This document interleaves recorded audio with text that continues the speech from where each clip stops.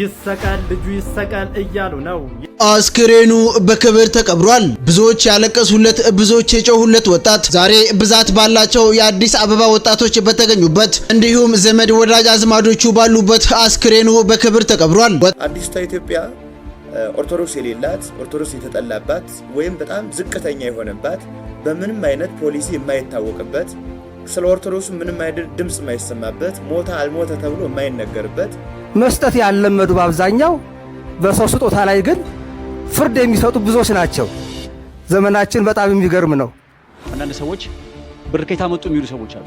አንደኛ አይመለከታቸው ምንም መብት የሌላቸው መስጀም እኔ ያው የመጨረሻው ዘመን አይደለም የመጨረሻው ዘመን ነው። በነገራችን እኔ የሰው ድፍረት እኮ ሲኦል የሚያስገባ ነገር ነው እየተናገሩ ያለው። ሰላም ጤና ይስጥልኝ፣ እንዴት አላችሁ? እግዚአብሔር የተመሰገነ ይሁን። በአዲስና በወቅታዊ ቪዲዮ ተመልሼ መጥቻለሁ።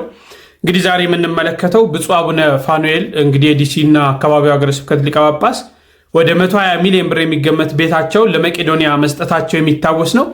ይህን ተከትሎ እንግዲህ የርክብክብ ስነ ስርዓት ተካሂዷል።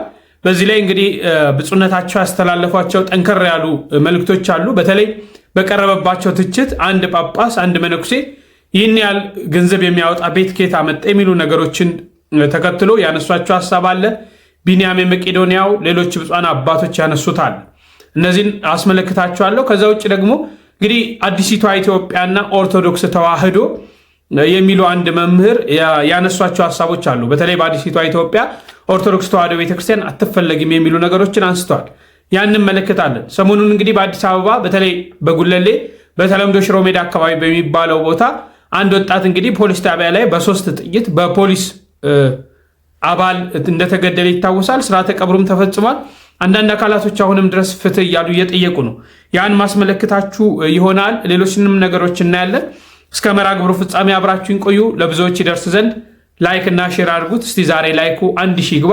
ሁላችሁም ይህንን ቪዲዮ ላይክ እንድታደርጉ እየጠየኩኝ በቅድሚያ እስቲ 2 መረጃዎችን ላስቃኛችሁ። በፊንቴክ አባላት የተጠረጠሩት በፊንቴክ የማጭበርበር ስራ የተጠረጠሩት አርቲስቶች እና አንድ ደግሞ እንግዲህ ትላንት ሴፉ ኢቢኤስ ላይ ቀርቦ በተለይ ሚስቱ ብልቱን የቆረጠችበት አንድ ሰው ቀርቦ ያለውን ነገር 2ቱን መረጃዎች እንከታተል። ከአንደኛ እስከ 4ኛ ተከሳሾች አርቲስት ሰራዊት ፍቅሬ፣ አርቲስት ሰለሞን ቦጋለ፣ አርቲስት ይገረም ደጀኔና አርቲስት ዳንኤል ተገኝ እያንዳንዳቸው በ500 ሺህ ብር የገንዘብ ዋስትና እንዲፈቱ እንዲሁም 6ኛና 7ኛ ተከሳሾች ካሊድ ናስርና አብርሃም ግዛው እያንዳንዳቸው በ400 ሺህ ብር የገንዘብ ዋስትና ከስር እንዲፈቱ ፍርድ ቤት ወስኗል። ይሁን እንጂ ተጠርጣሪዎቹ ከሀገር እንዳይወጡ የእግድ ትዕዛዝም ተላልፎባቸዋል። መንሱር ጀማልን በተመለከተ የቀረበው የዋስትናን ጥያቄ ለቀጠሩ ተላልፈዋል። ሌሊት በተኛችሁበት ሚስታችሁ ሽሮ መብያችሁን ብትቆርጠው ምን ታደርጋላችሁ? በቅናት መንፈስ የታወረች ሚስት የባለቤቷን ብልት በቢላ የቆረጠችበት አሰቃቂ ድርጊትና በአሰላ ሆስፒታል የተደረገው አስደናቂ የሕክምና ተአምር። ታሪኩ እንዲህ ነው። ለ20 ዓመታት በትዳር የቆዩና 6 ልጆችን ያፈሩ ባልና ሚስት ነበሩ። ይሁን እንጂ ባለቤቱ በውስጧ በቋጠረችው ጥርጣሬና የቅናት መንፈስ ተገፋፍታ ባለቤቷን በሰላም ተኝቶ ባለበት ሰዓት በቢላዋ ብልቱን ትቆርጠዋለች። ድርጊቱ እጅግ የሚዘገነንና የብዙዎችን ሕይወት ሊያናጋ የሚችል ከባድ አደጋ ነበር። ነገር ግን በዚህ ጨለማ ውስጥ ብርሃን ሆኖ ብቅ ያለው የአሰላ ቲቺንግ ሪፈራል ሆስፒታል የሕክምና ቡድን ነው። ዶክተር ፍቃዱና ታታሪው የሕክምና ቡድናቸው ተቆርጦ የተለየውን የሰውነት ክፍል ወደ ቀድሞ ቦታ በመመለስ በሀገራችን እጅግ ብርቅ የሆነውን የቀዶ ጥገና ስኬት አስመዝግበዋል። ለነኚህ ዶክተሮች እስቲ ኮመንት ላይ ሐሳባችሁን አጋሩ። ከሕክምናው ስኬት በላይ ግን የባለ ታሪኩ የአቤ ልብ ትልቅነት እጅግ ያስደንቃል። ይህ ያላ ፍቃድ ነው፣ እሷም ብትሆን የልጆቼ እናት ናት በማለት ያሳየው ይቅር ባይነትና ለልጆቹ ሲል የወሰደው የትዕግስት መንገድ ለሁላችንም ትልቅ ትምህርት ነው። ቅናትና ጥርጣሬ አእምሮአችንን ሲያውሩት ምን ያህል የከፋ ደረጃ ላይ እንደሚያደርሱም፣ በሌላ በኩል ደግሞ በትዳር ውስጥ መነጋገርና ግልጽነት ምን ያህል አስፈላጊ እንደሆኑ አቤ በአካል ቀርቦ ምስክርነቱን ሰጥቷል። ዛሬ አቤ በጥሩ ጤና ላይ ይገኛል። የአቤ ምላሽ እንዴት አያችሁት? ሐሳባችሁን ኮመንት ላይ አጋሩኝ። 1.5 ሚሊዮን ብር አበባ ወንድም እህቶቻችሁ የሚበሉት የሚጠጡት አተው ጠውልጎ ለሚጣል ለሚረገጥ አበባ ሽምግልና በሚል ለሌለ ስርዓት በሺህ ብሮች ማውጣት። ሰላም እንደምን ቆያችሁ? ዛሬ ጠንከር ላለው ለወቀሳና ለትችት ነው የመጣሁት። እንዴት ካላችሁ ስርዓት አልባ መረን ሆኖ ጋጥ ወጥነት ለተሞላው የሽምግልና አሁን ለሚታይ የሽምግልና ስርዓት እስኪ አስቡት።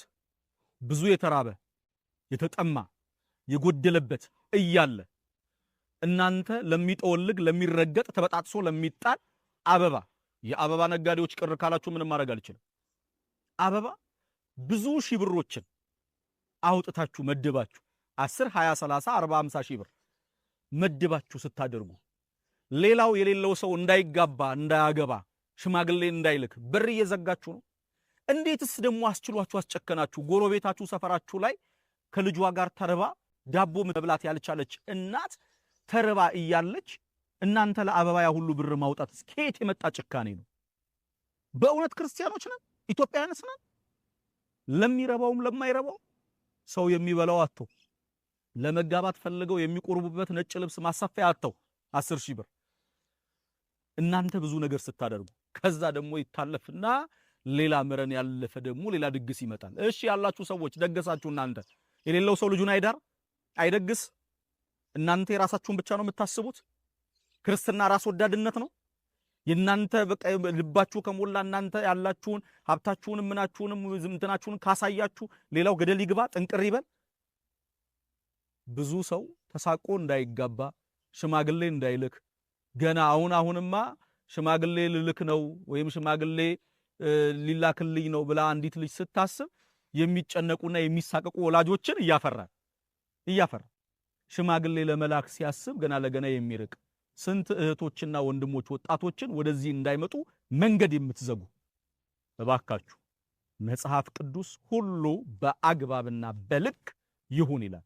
ልክ ያጣችሁ ከልክ የወጣችሁ ሰዎች ስርዓት ያዙ። እሺ እንደተከታተላችሁት ነው እንግዲህ ለመረጃ ያህል ነው ይሄንን ያመጣውላችሁ።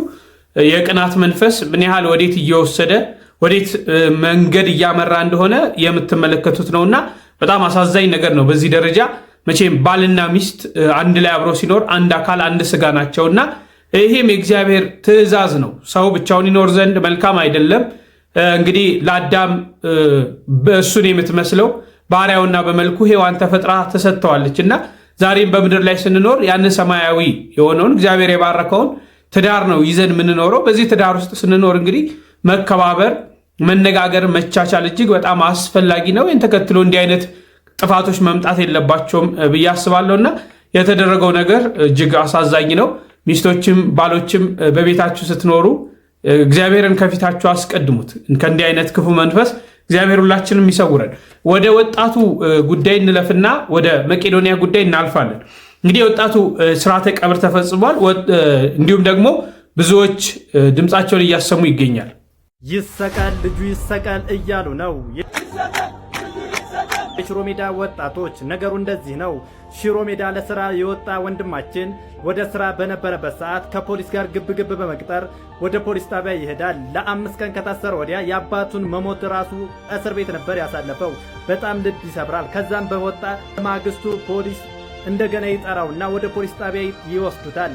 ፖሊስ ጣቢያ ከደረሰም በኋላ ፖሊሶች በራፉ አካባቢ እንደደረሱ ምን ምክንያት ባልታወቀ መልኩ 4 ቦታ ላይ ተኩሰው ገድለውታል። ፍትህ እያላችሁ ለዚህ ወንድማችን ቪዲዮውን ሼር በማድረግ አድርሱ። አስክሬኑ በክብር ተቀብሯል። ብዙዎች ያለቀሱለት፣ ብዙዎች የጮሁለት ወጣት ዛሬ ብዛት ባላቸው የአዲስ አበባ ወጣቶች በተገኙበት እንዲሁም ዘመድ ወዳጅ አዝማዶቹ ባሉበት አስክሬኑ በክብር ተቀብሯል። ወጣት ተገኝ በአዲስ አበባ በሽሮ ሜዳም በግፍ በጸጥታ ኃይሉ በተተኮሰበት ጥይት ህይወቱ ማለፉ ይታወቃል። ለሟች ለወጣት ተገኝ ነፍስ ይማርልን፣ ለቤተሰቦቹም መጽናናትን ይስጥልን። እጅግ በጣም አሳዛኝ ነው የተከሰተውን በተለይ አቅርቤላችኋለሁ። ከዚህ ከተገኝ ባልቻ ጋራ ከኔ ጋር ከ5ኛ እስከ 8ኛ ክፍል አንድ ትምህርት ቤት አንድ ክፍል ውስጥ የተማርነን በደንብ ነው የምንግባባው። በጣም አሳዛኝ ነው እንዲህ አይነት ድርጊቶች። ያውም ደግሞ ፍትህ እናገኛለን፣ የተበደልነው በደል ካሳ የምናገኝበት ቦታ ነው፣ ሮሯችን የሚሰማበት ቦታ ነው የምንለው ፖሊስ ጣቢያ።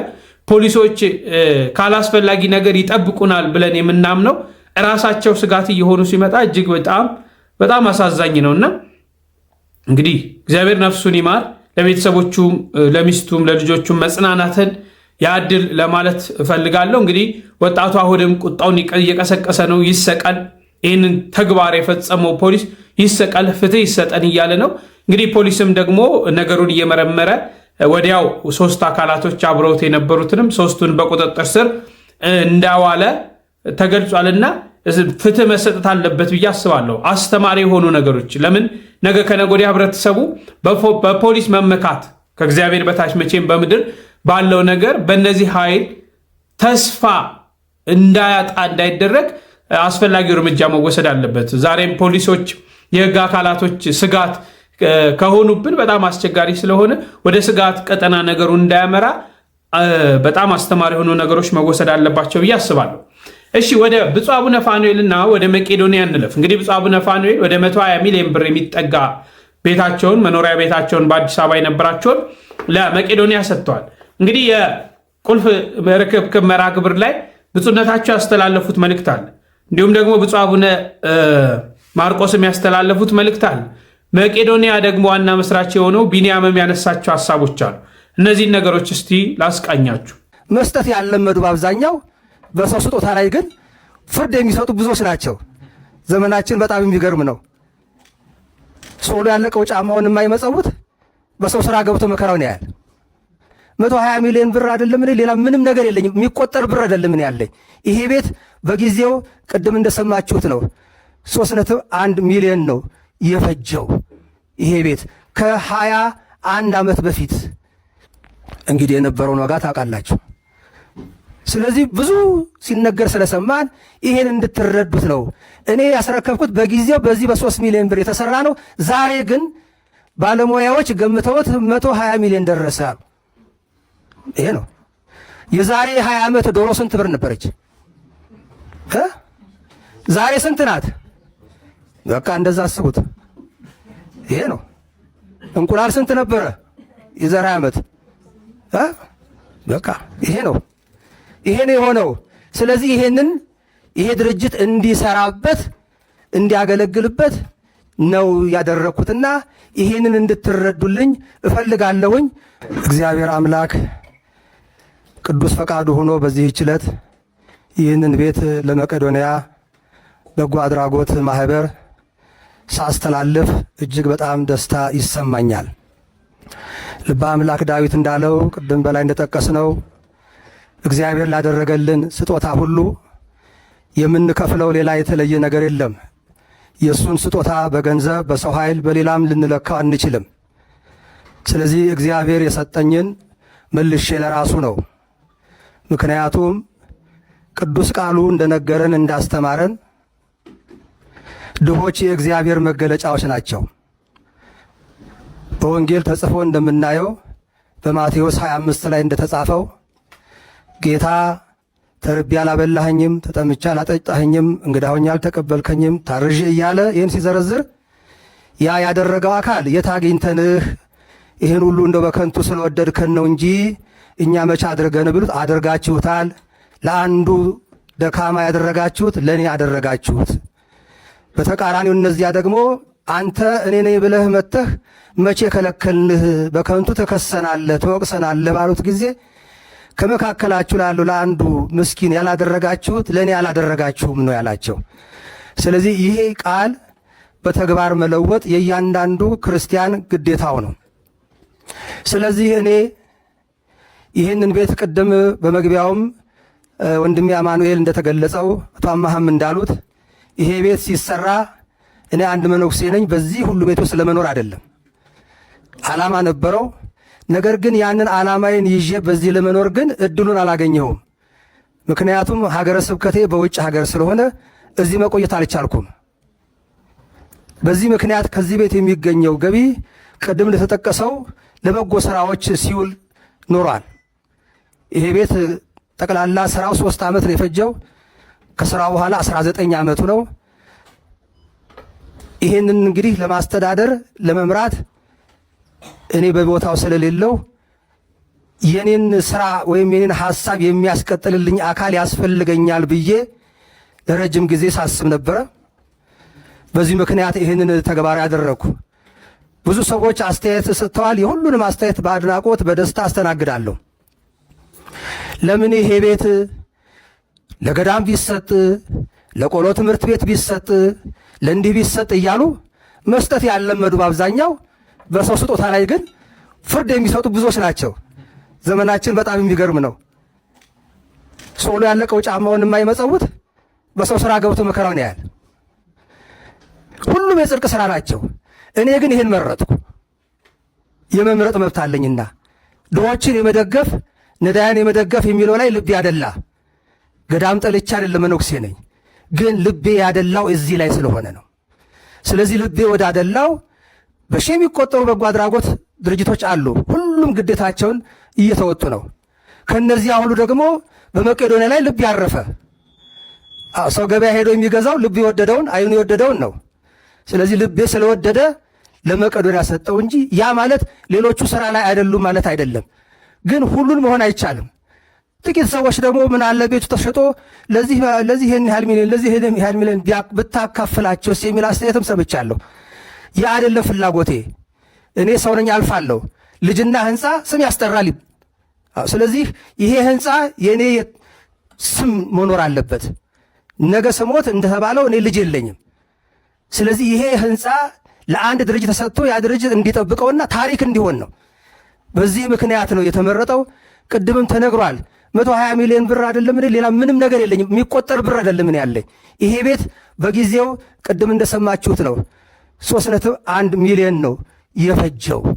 ይሄ ቤት ከ21 ዓመት በፊት እንግዲህ የነበረውን ዋጋ ታውቃላችሁ። ስለዚህ ብዙ ሲነገር ስለሰማን ይሄን እንድትረዱት ነው እኔ ያስረከብኩት። በጊዜው በዚህ በ3 ሚሊዮን ብር የተሰራ ነው። ዛሬ ግን ባለሙያዎች ገምተውት 120 ሚሊዮን ደረሰ አሉ። ይሄ ነው። የዛሬ 20 ዓመት ዶሮ ስንት ብር ነበረች?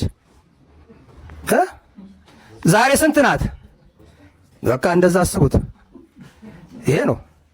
እንቁላል ስንት ነበረ የዛሬ ዓመት? በቃ ይሄ ነው። ይሄ ነው የሆነው። ስለዚህ ይሄ ድርጅት እንዲሰራበት እንዲያገለግልበት ነው ያደረኩትና ይሄንን እንድትረዱልኝ እፈልጋለሁኝ። በእውነት ብፁዓን አባቶች ከልብ አመሰግናለሁ። ውዱን ጊዜያችሁን ስብሰባ ላይ ነው የሲኖዶስ ስብሰባ ላይ ነን ያሉን ታውቃላችሁ። የነበረቻቸው ረፍት ዛሬ ብቻ ናት።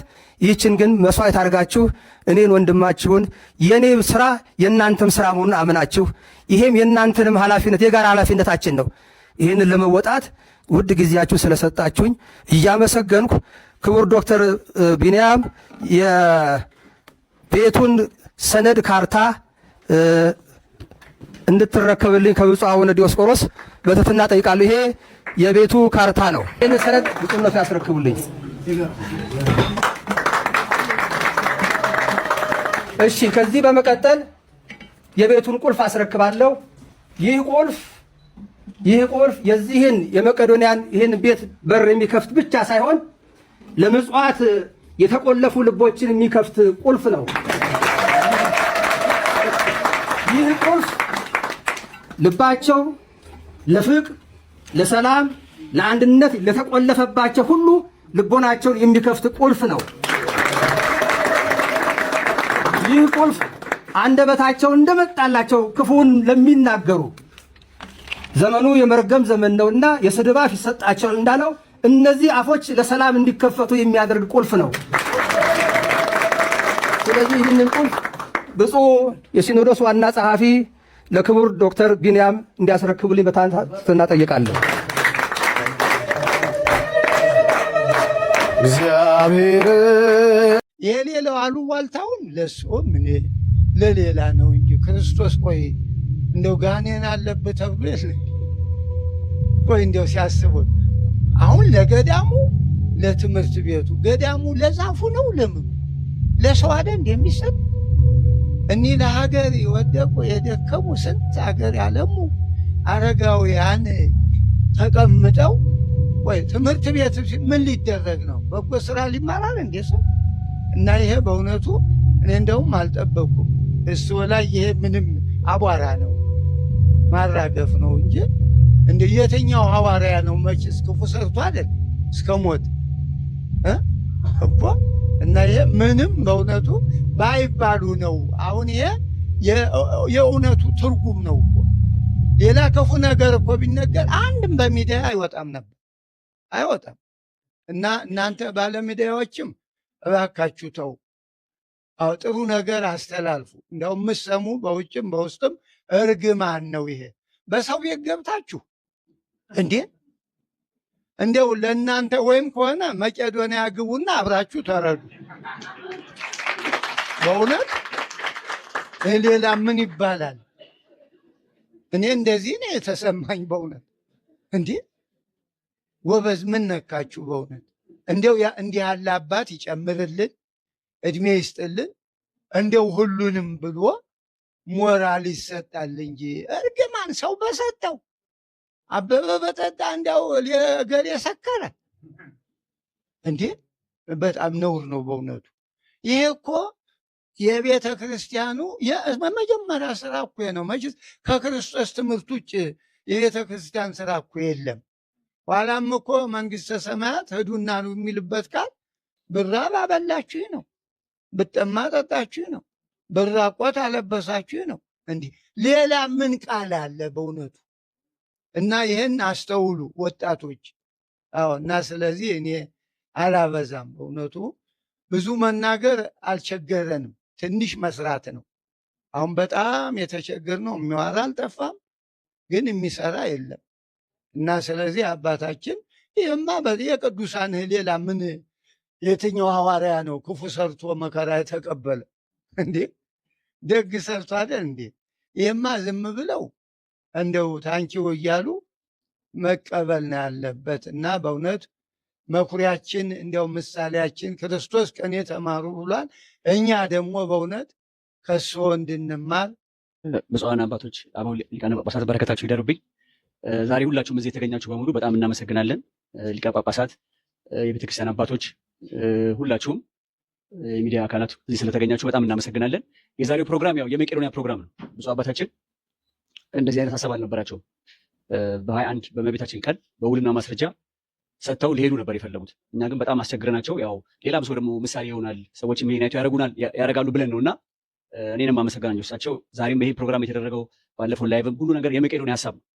ስለዚህ ስለመጣችሁ እጅግ በጣም እናመሰግናለን። ብፁዓን አበው ሊቃነ ጳጳሳት፣ ቀሲስ ታጋይ፣ አባ ሕፃንም እዚህ ያሉ፣ ክቡር አባታችንም አባ ገብረ መድኅን እሳቸውም አሉ። ሁላችሁም እዚህ የመጣችሁ በሙሉ እዚህ ስለመጣችሁልን በጣም እናመሰግናለን። ብፁዕ አበው ሊቃነ ጳጳሳት እንግዲህ በተለያየ ጊዜ መቄዶንያ እየመጣችሁ የምትባረኩን የምታግዙ ናችሁ። ዛሬ ደግሞ እዚህ ደግሞ መስዋዕት አድርጋችሁ ስለመጣችሁ በተለይ እናንተን ከልብ አመሰግናለሁ። እግዚአብሔር ይስጥልን። እንግዲህ ይሄ ቤት አሁን የምታዩት ቤት ነው። በጣም ለአረጋውያን በጣም ምቹ የሆነ ነው እና ብፁዕ አባታችን ብፁዕ አቡነ ፋኑኤል ያደረጉት ነገር በጣም ትልቅ ስራ ነው። በነገራችን ላይ እሳቸው በ18 ዓመታቸው የመነኮሱ ናቸው በደብረ ሊባኖስ። ትንሽ ስለሳቸው አጠር አድርጌ ልንገራችሁ። ብፁዕ አባታችን በ18 ዓመታቸው በደብረ ሊባኖስ መንኩሰው በምንኩስና ከዛ ቤተክርስቲያን አስተዳዳሪነት በሊቀ ጳጳስነት ረጅም ዓመት ያገለገሉ ናቸው። እንግዲህ የእግዚአብሔር ጥሪ መሆኑን የምታውቁት አንድ ሰው በ18 ዓመቱ መልኩሶ ለዚህ ክብር መብቃት የእግዚአብሔር ጥሪ ነው ማለት ነው። ስለዚህ ትልቅ አባታችን ናቸው። ከዛ ውጭ ደግሞ ረጅም ዓመት አሜሪካን ሀገር የኖሩ ናቸው። በ1985 ዓመተ ምህረት ጀምሮ ማለት ነው። 1985 ዓመተ ምህረት ጀምሮ ረጅም ዓመት አሜሪካ ሀገር የኖሩ አባት ናቸው። ይህን የምለው መሰላቸው አንዳንድ ሰዎች ብር ከየት አመጡ የሚሉ ሰዎች አሉ። አንደኛ አይመለከታቸውም፣ ምንም መብት የላቸውም። ሲጀምር ያው የመጨረሻው ዘመን አይደል? አሁን የመጨረሻው ዘመን ነው። በነገራችን ላይ እኔ የሰው ድፍረት ይሄ እኮ ሲሆን የሚያስገባ ነገር ነው እየተናገሩ ያሉት ቢገባቸው ማለት ነው። እና ይሄን ያህል ዓመት የኖሩ አባት የነሳ ልጆች አላቸው፣ ብዙ አላቸው። ቤተክርስቲያንም ለምግብ የሚሰጣቸው ነው። ያችን አጠራቅመው ትንንሽ ሰዎች ከመርዳት ያን ጠርቀም አድርጎ ለበጎ ነገር ማዋል እኮ ብልህነት ነው ራሱ። ያን ሰው ለተለያየ ሰው ሊረዱ ይችሉት ነበር፣ ግን ያችን ጠርቀም አድርገው ቋሚ ነገር ማድረጋቸው ጭንቅላት የእሳቸውን ዊዝደም ያሳያል ብዬ ነው የማስበው። አንዳንድ ሰው ዝም ብሎ ብሩን ይበትናል ለዚህ እያደረገ ለመርዳት ነው እሱ በነገራችን። ከዛ ይልቅ ግን ቋሚ ነገር ላይ አውየው ሰዎች ይረዱበት ብሎ የሰሩት ቤት ነው። የቤት ሲጀመር ደግሞ የቤት የተሰራው በትንሽ ብር ነው። ለምን? ወንድማቸው አሉ ኢንጂነር ኮንትራክተር ናቸው፣ ስመጥር ኮንትራክተር ናቸው። ኢንጂነር አማኑኤል እሳቸው ነው የሰሩት። ምንም ኮስቱ በጣም ትንሽ ነው ማለት በጣም በትንሽ ብር የተሰራ የመዋለሙያ ምናምን ክፍያ የለው። ስለዚህ ይህንን ሰው እንዲረዳ ያስፈልጋል ማለት ነው። ሲጀመር ይሄ ህንፃ የዛሬ 17 ዓመት ቅድም አሁን ሲደገባ አይታችሁ፣ እኔም ኮፒው ስላያዝኩት ነው። የዛሬ 17 ዓመት በውርስ የሰጡት ነው ማለት ነው። ዓላማውም ለዚሁ ፐርፐዝ ነው ማለት የዛሬ 17 ዓመት በውርስ ለተቸገሩ ሰዎች፣ ወላጅ አልባ ህጻናት፣ ለአረጋውያን እንዲጠቀሙበት የተደረገ ነው። ስለዚህ እሳቸው እቅዳቸው ኢትዮጵያ መኖር ነው። በደንብ ተረዱ ይሄን ሀሳብ። በተለይ ሚዲያ ተቋማት ብዙ ጊዜ ካለመረጃ ነው ብዙ ሰው የሚያወራው የሚመስለኝ።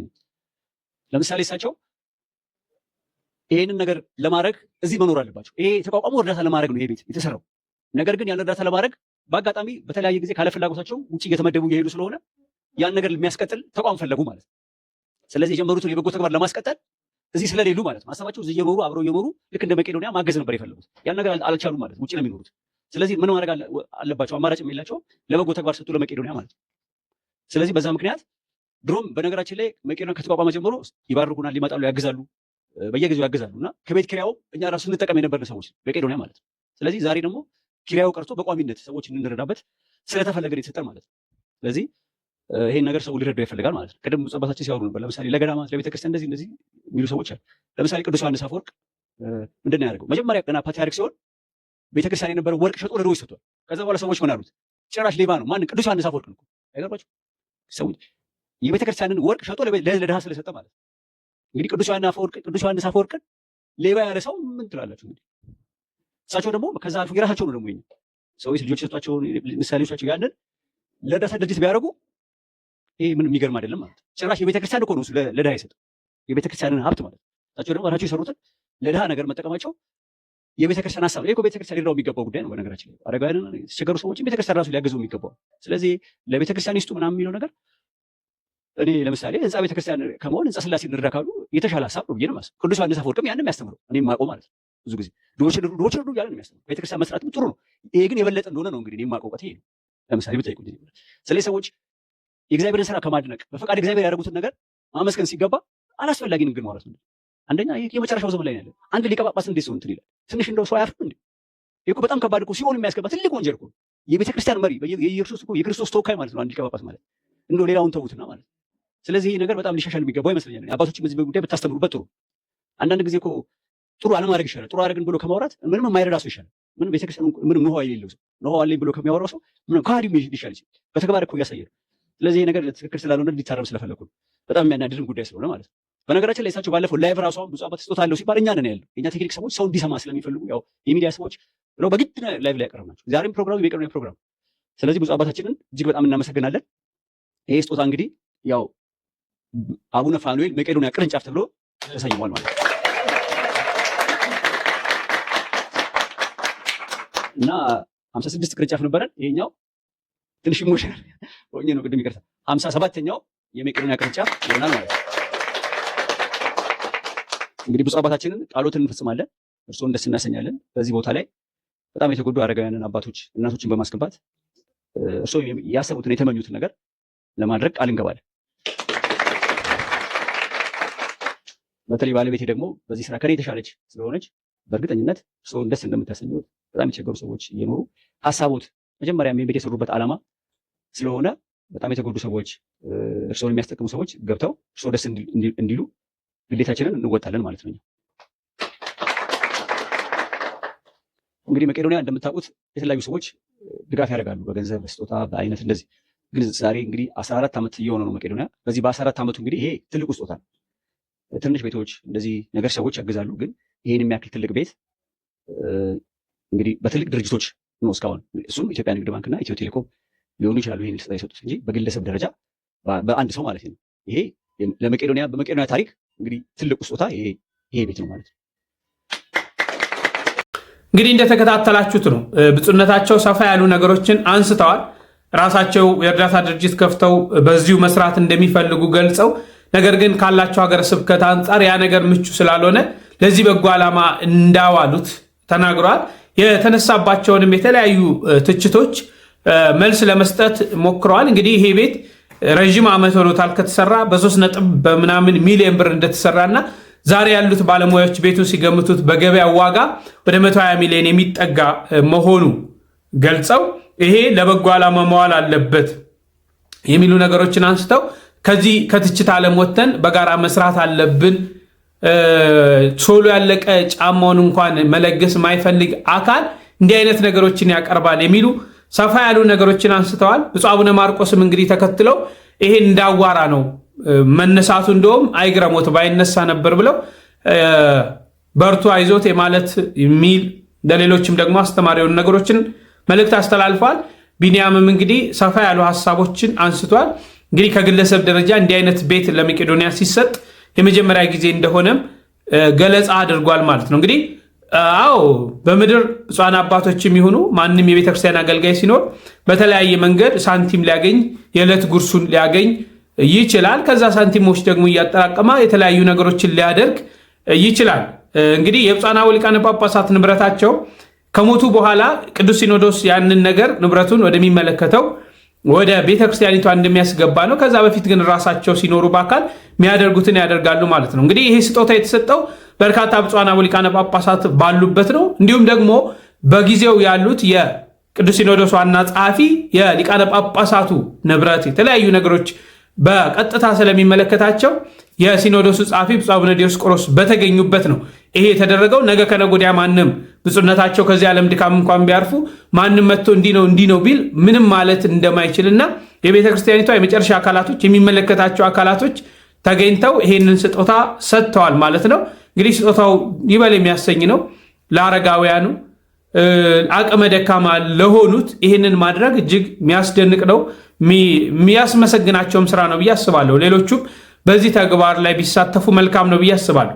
እናንተ በዚህ ዙሪያ ምን ትላላችሁ? ሀሳባችሁን እንድሰጡ ለእናንተ እድሉን ያመቻቸው። እስቲ እንግዲህ አዲስቷ ኢትዮጵያና ኦርቶዶክስ ተዋሕዶ ምንድን ነው? አዲስቷ ኢትዮጵያ ኦርቶዶክስ የሌላት፣ ኦርቶዶክስ የተጠላባት ወይም በጣም ዝቅተኛ የሆነባት፣ በምንም አይነት ፖሊሲ የማይታወቅበት፣ ስለ ኦርቶዶክሱ ምንም አይነት ድምፅ የማይሰማበት፣ ሞተ አልሞተ ተብሎ የማይነገርበት፣ የኦርቶዶክሳውያን ጥቃት በሙሉ የውሻ ደም እንዲሆን የታሰበበት አስተሳሰብ ነው አዲስቷ ኢትዮጵያ። ኢትዮጵያ እያሉ የሚነግሩን ኢትዮጵያና የኛ ኢትዮጵያ ትለያያለች። የኛ ኢትዮጵያ ሰው ሁሉ በትኩል የሚኖርባት ናት። ኦርቶዶክሳውያን የማይሳደዱባት ናት። ባለድርሻ ሆኖ የሚያዩባት ናት እና በዚች አዲሷ ኢትዮጵያ ኦርቶዶክስ መሪ መሆን አይችልም። በዚች አዲሷ ኢትዮጵያ ኦርቶዶክሳውያን የሆኑ ሀሳባቸው ተደማጭ ሊሆን አይችልም። በዚች አዲሷ ኢትዮጵያ የኦርቶዶክሳውያን አኗኗር ሕግ ሊሆን አይችልም። በዚች አዲሷ ኢትዮጵያ ኦርቶዶክስ ተዋሕዶ ቤተክርስቲያን እንደ አካል ሰውነት መገለጽ አትችልም። ወንጀለኛ ናት። ወንጀለኛ ሁነን በዚች ኢትዮጵያ መቀጠል አንችልም ነው። ባለችዋ በነበረችው በትናንቷ ኢትዮጵያ ነው መቀጠል የሚቻለው። ስለዚህ አሁን የሚያወሩን ኢትዮጵያና በትክክል ኢትዮጵያ መሆን የሚገባት ትክክል አይደለም ማለት ነው እና ሁለንተናዊ አሻራዎቹን ያጠፉት ታሪካዊ አሻራዎቹን ብናይ አፋቅረው አዋሃደው ያኖሩትን በትክክል የሆኑትን ታሪኮች ተደምስቶ ጠፍተዋል። ተደምስቶ ማለት ነው። አንዳንድ ጊዜም ክርስቶስንና ቤተክርስቲያንን በተለያየ መልኩ ጥግ እያስያዙ ክርስትናውን ራሱ እንዳይታይ እንዳይገለጽ በተለያየ ሽፋን እየሸፈኑ እንዳይታይ ያደርጉታል። ሞቱ ራሱ እንዳይታወቅ፣ ጥፋቱ እንዳይታወቅ፣ በተለያየ አጀንዳ ደግሞ እንዳያስብ በላዩ እየደረቡ ያነፍዙታል። በዚህ መካከል ላይ ኦርቶዶክሳውያን ሞታቸው፣ መፈናቀላቸው፣ ማለቃቸው ነጋሪ አልባ እስኪሆን ድረስ ወይም ደግሞ የዕለት የታወቀ ዜና ሆነና ተለመደ። ሁሉም እስኪያልቅ ይጠብቃል ማለት ነው። ሁሉም እስኪሞት ድረስ እና የአዲስቷ ኢትዮጵያ የወደፊት አስተሳሰብ ኦርቶዶክሳዊ ጠልነት፣ ኦርቶዶክስ የማይኖርበት እና ፕሮቴስታንታዊ አስተሳሰብ። ቅድም መምህር እንዳነሱት ከአርማ ጀምሮ ኦርቶዶክስ የለም።